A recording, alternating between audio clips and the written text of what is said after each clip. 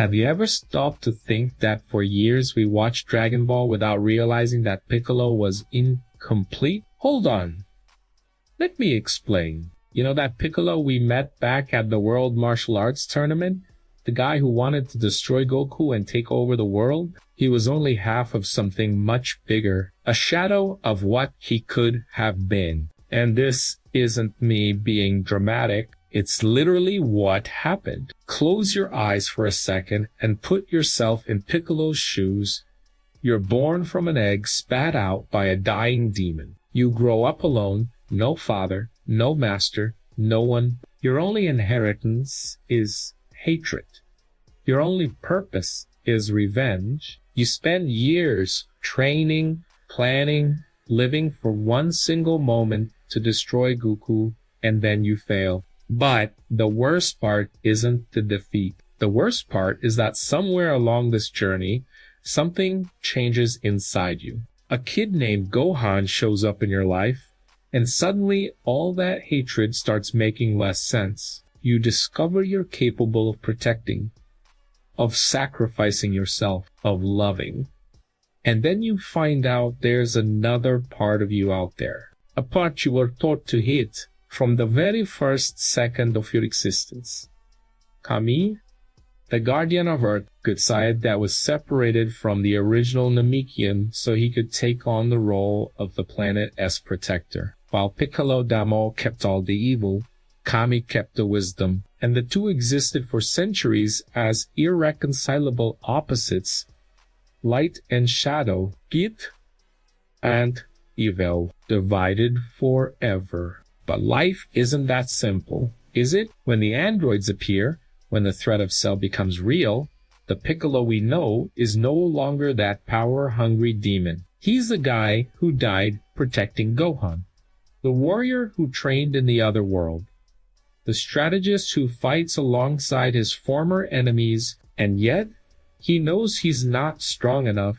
Pay close attention to this moment. Piccolo goes to the lookout and makes a proposal that would have seemed impossible just a few sagas ago. He looks at Kami, the being who represents everything he was taught to despise, and says they need to fuse. This isn't a temporary fusion like Vegeta or Goku. It's permanent, irreversible. Both of them will cease to exist as individuals to give way to something completely new. And Kami hesitates. Think about the courage this requires. Kami spent centuries as guardian. His identity, his purpose, everything he built is just going to disappear. He won't die, he'll cease to exist. And even knowing this, even with all the fear and uncertainty, he accepts. Why? Because he looks at Piccolo and sees something he didn't see before. He sees that this demon has become a protector. He sees the hatred gave way to something greater. He sees that maybe, just maybe, the separation that happened so many years ago was a mistake that can finally be corrected. Take a deep breath and absorb the weight of this scene. When the two fuse, neither Piccolo nor Kami is born. What's born is the Namekian, who should have existed from the very beginning, a being who carries the ancient wisdom of the guardian and the ferocity of the warrior, compassion and strength, heaven and earth.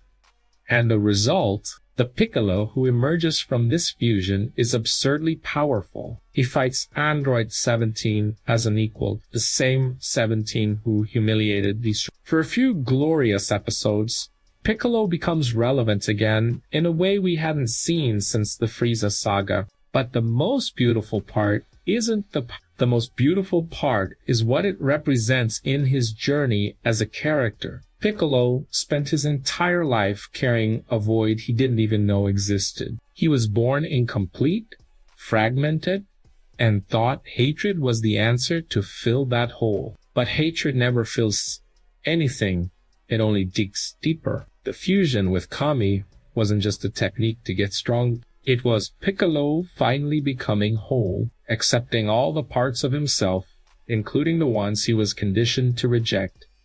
Does this remind you of anything? How many times do we reject parts of who we are because someone said it was wrong? How many times do we bury pieces of our personality because they do fit what others expect from us? Piccolo in the Cell Saga carries a lesson that goes far beyond Dragon Ball.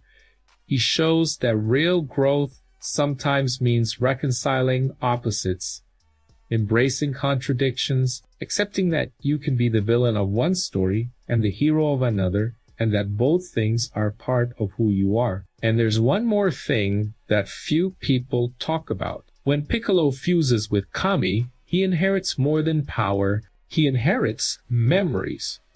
Centuries of memories. Suddenly, he has access to knowledge that no other Z-Fire possesses. He understands Earth in a way that not even Goku, who was born here, can understand. He becomes the unofficial guardian of the planet.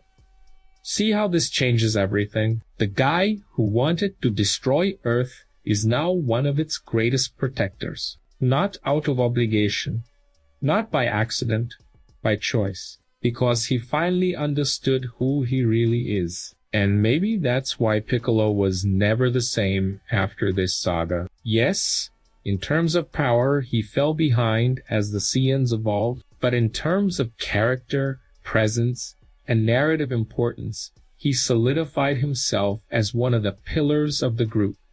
He's the eternal mentor, the strategist, the voice of reason when Goku wants to solve everything with his fists and Vegeta wants to solve everything with his pride. Piccolo thinks, observes, plans, because he's no longer just a warrior. He's complete, and that completeness came from accepting the one thing he spent his entire life denying, that he and Kami were one. That light doesn't exist without shadow, that you can't be whole while rejecting half of who you are. Dragon Ball has many iconic transformations. Super Saiyan Kedua Ultra Instinct, but few carry as much depth as this one, because this wasn't a transformation of power. It was a transformation of the soul. And now the question that won't go away. If Piccolo only became complete when he accepted Kami, is there some part of you that you're still rejecting? One that could transform you into who you were truly meant to be?